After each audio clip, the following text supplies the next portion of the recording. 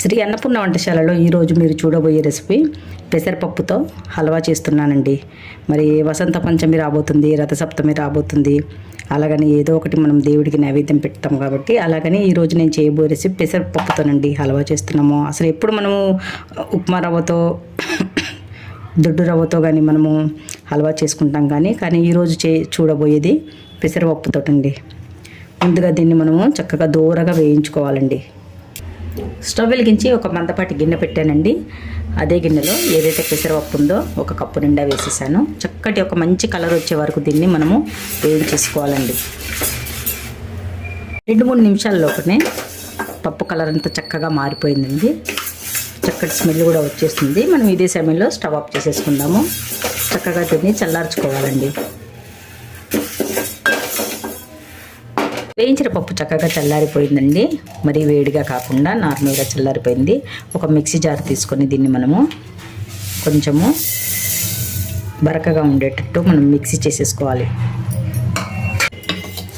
పప్పుని చక్కగా మిక్సీ పట్టేశానండి. మరీ పౌడర్గా మరీ రవ్వలా పప్పులా కాకుండా కొంచెం రవ్వగా అయింది చూడండి. చేతికి తగులుతుంది. మనకు కరెక్ట్గా ఇలాగే వస్తామండి.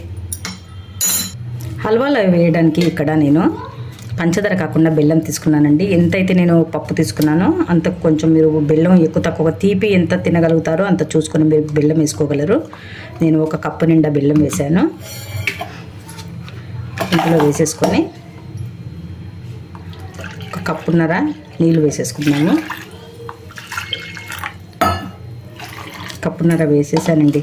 ఇప్పుడు మనం ఇది నేతిలో ఫ్రై చేసుకునే వరకు ఇది కరిగి చక్కగా కొంచెం పాకంలో రెడీ అయిపోతుందండి.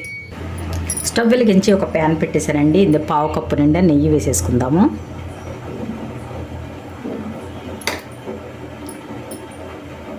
అదే నెయ్యిలో ఒక పెద్ద స్పూన్ అండి, మామూలుగా 2 స్పూన్లు అవుతుంది, పెద్ద స్పూన్ కాబట్టి రవ్వ తీసేసుకున్నాను. రవ్వ వేసేసాను. అందులో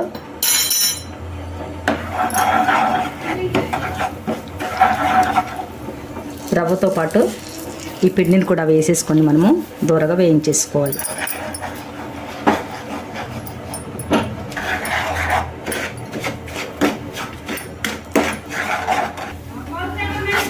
రవ్వ పప్పుని రెండింటిని వేయించేస్తున్నానండి. పక్కన బెల్లం కూడా కరిగిపోయిందండి. దీన్ని కూడా స్టవ్ ఆఫ్ చేసేస్తున్నాను. బెల్లం కరిగితే చాలండి, ఏవి పానకం వచ్చేం అవసరం లేదు. బెల్లం మాత్రం కరిగిపోయింది. 2-3 నిమిషాలు కాగానే ఏవైతే డ్రై ఫ్రూట్స్ కట్ చేసి ఉంచుకొసుకున్నామో డ్రై ఫ్రూట్స్ని కూడా మనము ఇందులోనే వేయించేసుకోవాలి. వేరు కూడా నేతిలో వేయించుకొని పెట్టేసుకోవచ్చు, కానీ డ్రై ఫ్రూట్స్ నేను పెసరపప్పు పిండితోటే వేయించేస్తున్నానండి. ఇంకా చక్కగా ఇంకా కొంచెంసేపు కావాలి ఇది వేగడానికి, కొంచెం టైం పడుతుంది. బాగా వేగిపోయిందండి. మళ్ళీ ఏదంతైతే నేను నెయ్యి వేసానో మళ్ళీ అది బయటకు వచ్చేస్తుంది, మళ్ళీ లిక్విడ్ అయిపోతుంది చూడండి. ఇప్పుడు ఇదే సమయంలో ఏవైతే మనం బెల్లం నీళ్ళు వేసామో కొద్దిగా మనం బెల్లం నీళ్ళని కూడా ఇంట్లో వేసేసుకోవాలి.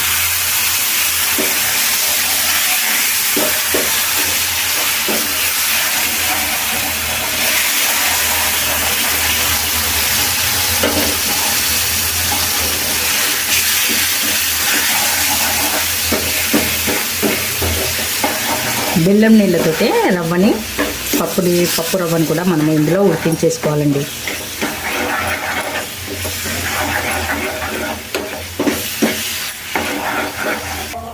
ఉడికే కొద్దీ వేస్తున్నానండి బెల్లం నీళ్ళు. ఇంకా ఇంతే మిగిలాయి చూడండి. ఇది కూడా కలుపుకొని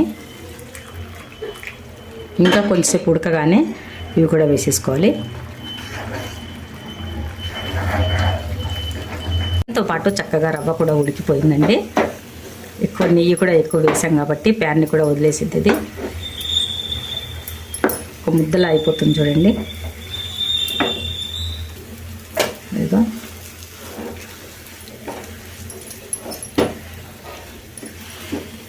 చాలా మంచి స్మెల్ కూడా వస్తుందండి ఇందులోంచి. పప్పు స్మెల్, బెల్లం స్మెల్ చక్కగా వస్తుందండి.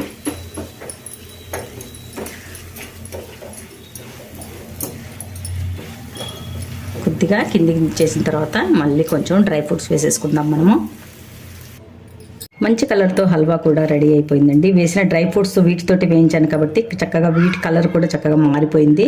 నేతిలో వేయించాను కాబట్టి రవ్వతో పాటు ఈ పెసరపప్పుతో పాటు ఇవి కూడా డ్రై ఫ్రూట్స్ కూడా చక్కగా వేగిపోయాయి ఫ్రెండ్స్. మరి ఇప్పుడు మనము ఒక గిన్నెలోకి తీసేసుకుందాము. ఒక గిన్నెలోకి కొంచెం వేసేసానండి. దీన్ని చక్కగా సెట్ చేసేద్దాం మనము.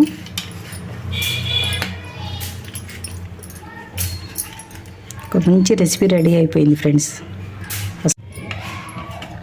చక్కగా ఒక గిన్నెలో సెట్ చేసేసానండి స్వీట్ని.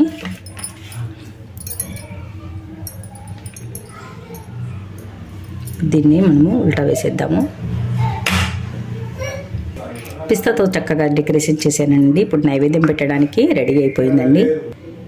డ్రై ఫ్రూట్స్ వేసి చక్కగా అలంకరించేశానండి. ప్రసాదం రెడీ అయిపోయింది ఫ్రెండ్స్. చక్కటి మంచి రెసిపీ అండి ఇది. అసలు చూస్తేనే నోట్లో వేసుకోబుద్ధి అవుతుంది, కానీ నేను తర్వాత తింటాను. కానీ ఇదండి నేను చేసిన ఈరోజు రెసిపీ. చూశారు కదా ఫ్రెండ్స్. మరో రెసిపీలో తొందరగా కలుసుకోబోతున్నాను. అంతవరకు సెలవు, బాయ్. పెసరపప్పు హల్వా అండి ఎంత బాగుందంటే చాలా చాలా టేస్టీగా కూడా అయింది ఫ్రెండ్స్. తింటూ ఉంటే బెల్లంలోని తీయదనము, పెసరపప్పులోని కమ్మదనము, డ్రై ఫ్రూట్స్ ఇవన్నీ నేతిలో వేయించాం కాబట్టి చాలా చక్కటి సువాసనతో చాలా రుచికరంగా రెడీ అయిపోయింది ఫ్రెండ్స్ ఈ పెసరపప్పు హల్వా. ఒకవేళ మీకు బెల్లం నీళ్ళు తక్కువ పడి పప్పు రవ్వ లాంటిది ఉన్నది ఉడకలేదనుకోండి, మళ్ళీ కొంచెం నీళ్లు వేడి చేసుకొని కొంచెం పంచదారన్న బెల్లం అన్న కరిగించిన తర్వాత అదే నీళ్ళు మళ్ళీ ఇందులో యాడ్ చేసేస్తే చక్కగా ఉడికిపోయి మెత్తగా కూడా అవుతుందండి. నేను చేసింది కూడా ఉడికింది చక్కగా, సరిపోయాయి నాకు కప్పున్నర. ఎందుకంటే మీరు ఒకవేళ మిక్సీ పట్టేటప్పుడు రవ్వ లావుగా ఉందనుకోండి, అది ఉడకకపోతే మీరు ఇలా చేసుకోవచ్చండి. చాలా చాలా బాగుందండి.